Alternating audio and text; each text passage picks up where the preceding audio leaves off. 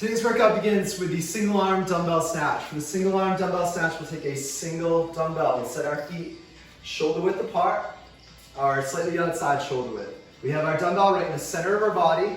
From there, we're pushing our hips back, bending our knees, getting down as low as we can, keeping the back flat and the chest up.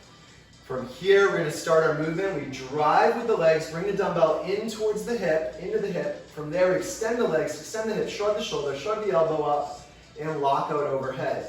As we bring it down to the shoulder, down to the hang, all the way back down to the ground.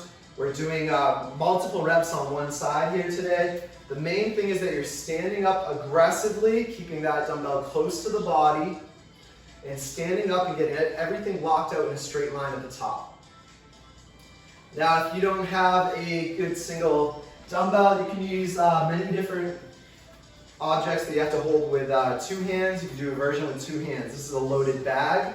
We can perform it the same way. We're just going to have two hands on the object, but we're going to keep the same principles. We're standing up aggressively, keeping it close to the body, and locking out in a straight line overhead.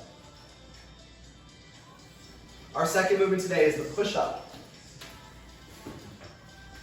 For the push-up, we get into a good strong plank position. We have our wrists under our armpits, our fingers splayed apart, our body in a straight line, ankles together, abs are squeezing in, our belly button's pulling into our spine.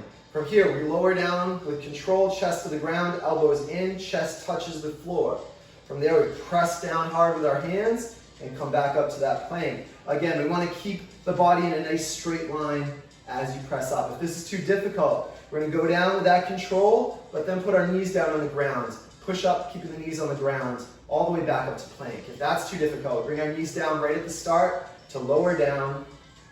Keep them down as you press back up. Always pass through the plank at the top though. Now this movement, if you needed to make it more difficult, you can put a plate on your back if you have that, or a bag of some sort of backpack loaded with weights.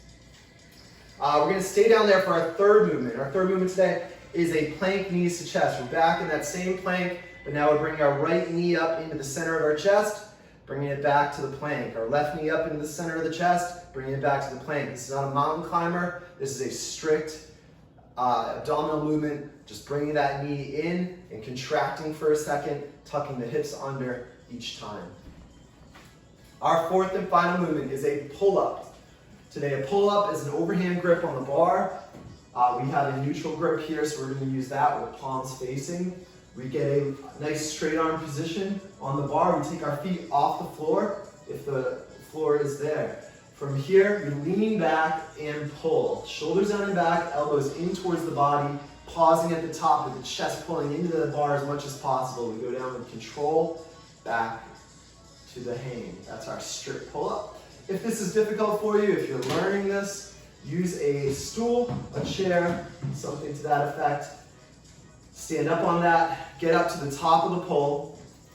Hold the top of that pull. You need to get strong there. You also need to get strong on the low end portion. So that's what we do. We go nice and slow down to the hang.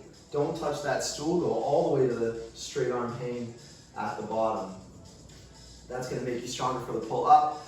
If you are advanced with the pull up, you can add a dumbbell or a backpack to your back as well for that pull up. Have a great workout.